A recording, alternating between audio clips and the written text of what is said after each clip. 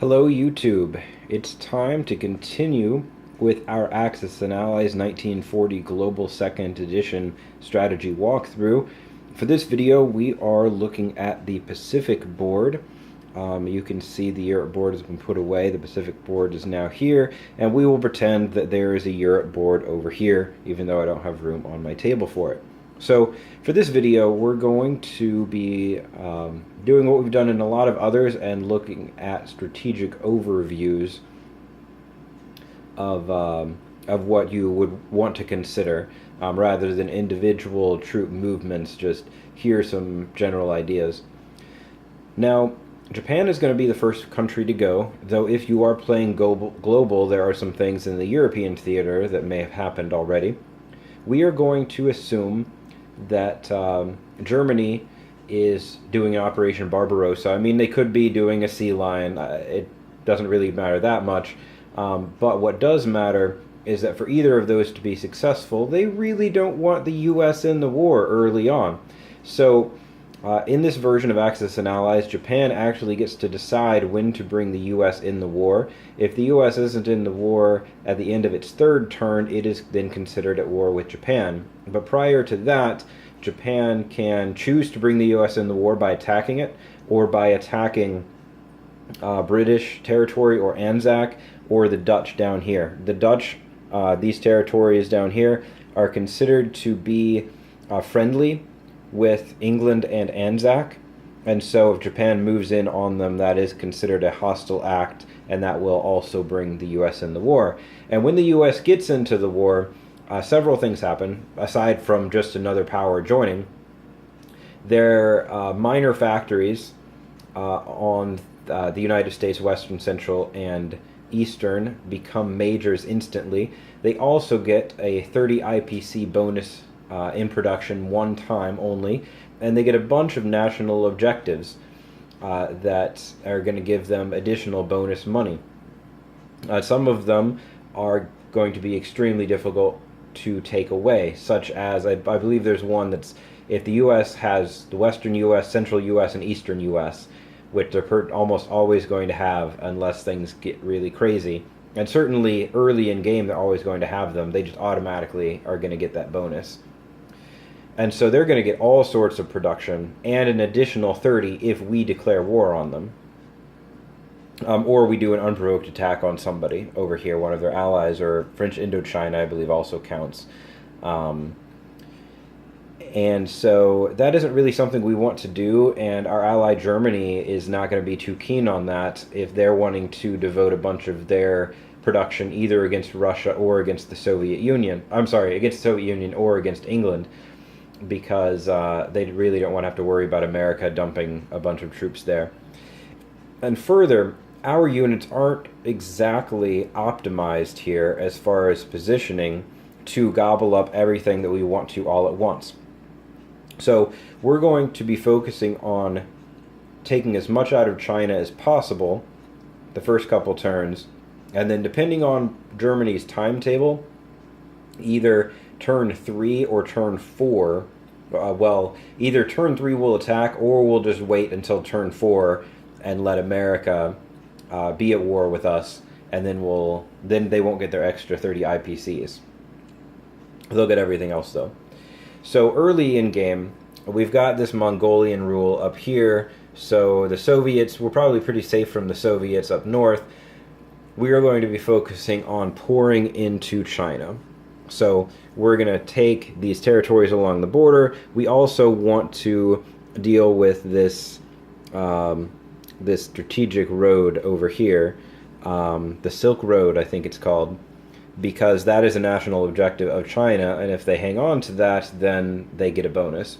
And so even though we aren't going to be devoting resources elsewhere just yet, we want to be coming in here, and we want to take that away from China, because we can hit China all we want, and it isn't going to provoke the United States. While we are doing that, we want to be positioning our Navy. That includes our surface fleet as well as our transports, because when it's go time, we want to get as much as possible, and that's going to mean we want to take out the Philippines, we want to take out the Dutch East Indies, and Borneo is worth 4 there. We want to take that as well. And we want to do as much of this as possible in a single turn, maybe come over and take French Indochina as well. Now, by waiting, you know that England is probably going to be trying to fortify these islands. Anzac might be doing something as well, something annoying that'll try and slow us down. That is an advantage in attacking early, and we can also potentially take out this British battleship here, but that brings the U.S. in the war, and that is something that I would recommend against, but I know some others have had great success with it, but that would not be my preferred method. I would instead recommend hitting China hard and then positioning yourself so you can get as much as possible, down here, over here, and if you have an opportunity to take one of these islands that is a national advantage for the U.S. or national advantage for you, then you would want to go ahead and do that. Now, this is going to be a little bit of a shorter video just because when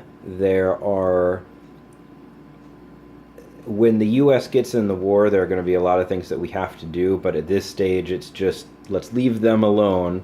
Let's not provoke them. Let's instead organize our fleet, get our transports where they need to be so that we can hit hard when the time comes. Now, if England or Anzac declare war on us, then that's all the better, because then when we attack them, it isn't an unprovoked attack. And my read of the rules is that would not bring the U.S. in. The U.S. would not get a bonus 30 production. So if Anzac wants to declare war on us on their first turn, or England, then by all means start hitting everything. I don't really see why they would necessarily want to do that. But if you find yourself in that situation, I would relish that as the Japanese player. So that's just kind of a quick overview of Japan. A lot of their forces are kind of concentrated, and because we are doing just a quick overview, this video is not going to be terribly long, but I'll get another one. Actually, let's see, I'll go ahead and do China, because there's not going to be a whole lot to a China video. And China is going to be very reactionary in the sense that Japan's going to be pushing in, and we're just going to be looking for weak spots. So if they have, maybe they've got some artillery up forward in a weakened position because we killed a couple of their infantry and it's just an artillery, we're going to counterattack and try and take out that artillery. We are also going to want to concentrate down here, and if at all possible, secure the Silk Road for us each turn just to get us that extra production, that national objective. And really, we are just putting down units and countering attack. And let's see, when the Japanese start moving in, they're probably in their weakest position if their border stretches like here, because we have to defend 3 spots here, they have to defend 4. And so and even if they go with this line, they're still having to defend 4. And we've got England down here that can maybe help.